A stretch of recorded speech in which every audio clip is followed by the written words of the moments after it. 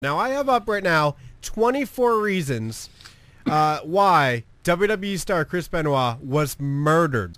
So then, yeah, 24. Now, wrestling, who cares who the source is? You're not understanding. Oh. What matters is that we have 24 reasons why your media told you something. Your Jew-run media is telling you about what happened to the great wrestler. This is a little thing called the internet. Because you know what? This isn't fucking... This ain't Vietnam anymore. We're in America. And now we don't need to obey and oh, what's the news? Oh, tell us the news today. No, we make the news. We're the internet, Danny. Chavo Guerrero told WWE Magazine that he talked to Chris for a while on Friday night on his house phone. About 45 minutes into the conversation. This was not WWE Magazine. Chris told Chavo on the phone about 45 minutes in there was somebody knocking at his door, and he was going to see who it was. Shortly after Chris answered the door, there was a scuffle, and then his house phone line went dead. Chris could only be reached on his cell phone about 3 hours later. You didn't know about this? There's no way that's true. Like, this was a national story. This wasn't one of the stories that's just relegated to the wrestling community so you can make it up whatever and just hope that nobody can prove you wrong.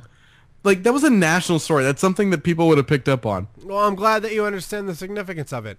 This is very significant. This explains why there was no forced entry. Chris let the killer or killers in. Now, why was Chris able to be reached on his cell phone 3 hours later? Like, oh, the killers are in now. How's it going? Yeah, don't worry about that scuffle thing that happened earlier. That's a non-story that nobody needs to talk about. This is number 2. After Chavo reached Chris on his cell phone, he said Chris sounded very odd, groggy, and tired. He also said that Chris told him, "I love you, Chavo," which sounded forced. Yeah, anyone who's ever said that to Chavo has definitely choked on the words. Oh, this is hard to say. Chavo said, you know, he told me that I was one of his favorite wrestlers, and I knew that sounded fishy.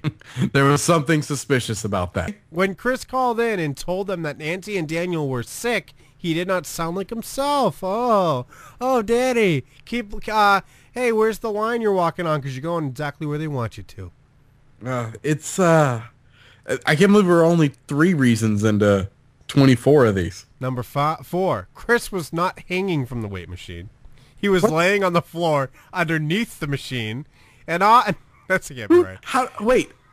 How does this person know this? There's no source. Another officer said that Benoit was slumped against the weight machine.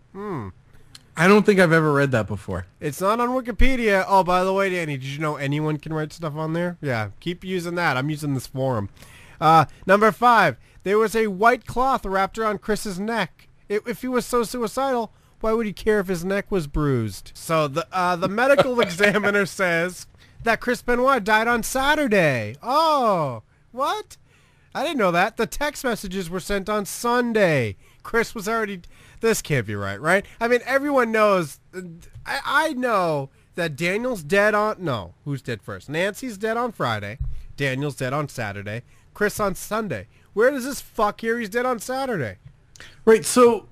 This person, or whoever they're getting it from, believes that, like, that they're smarter than the cops. Like, they're in that movie world where they're like, all the puzzle pieces are there, and I'm the guy that has to put them together. Like, the cops come in, they're like, well, he clearly died on Saturday, although we do have text messages from him on Sunday.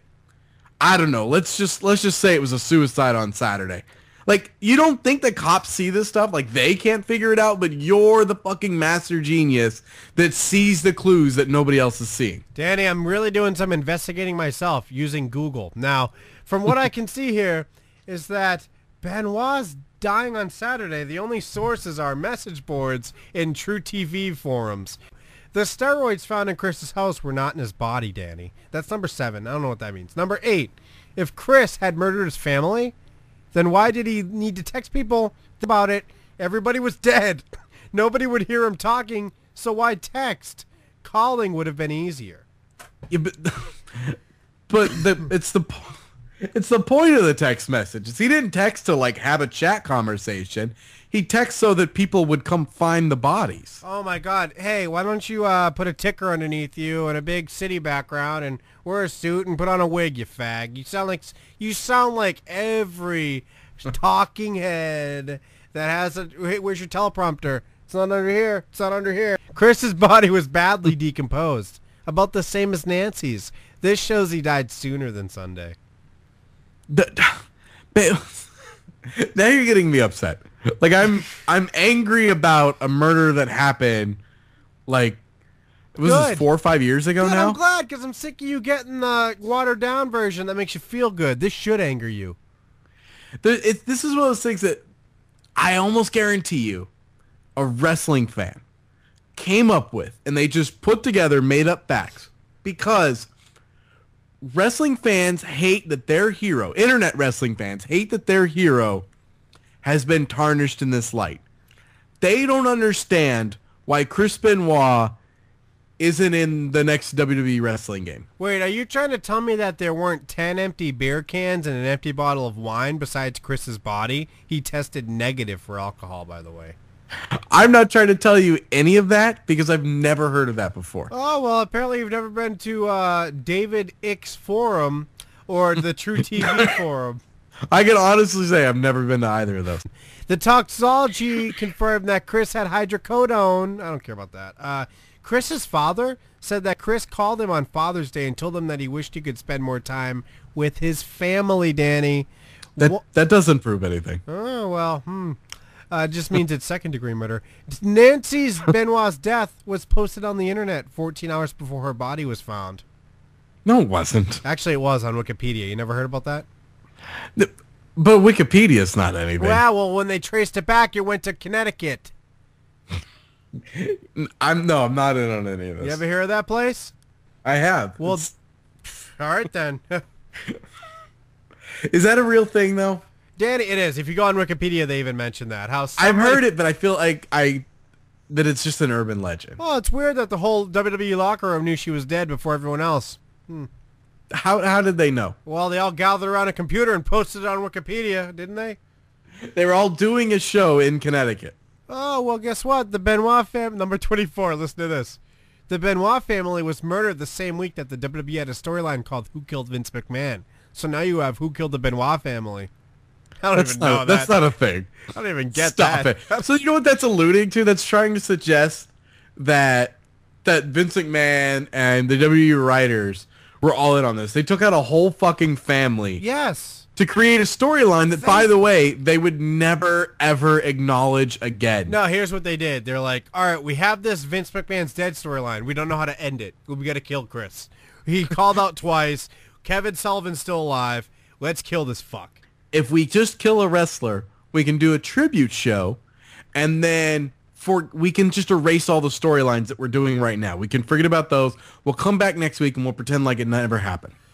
Danny, number 18, the police kept changing the location of where her body was found. First, she was in the downstairs family room. Second, she was found in the upstairs bedroom.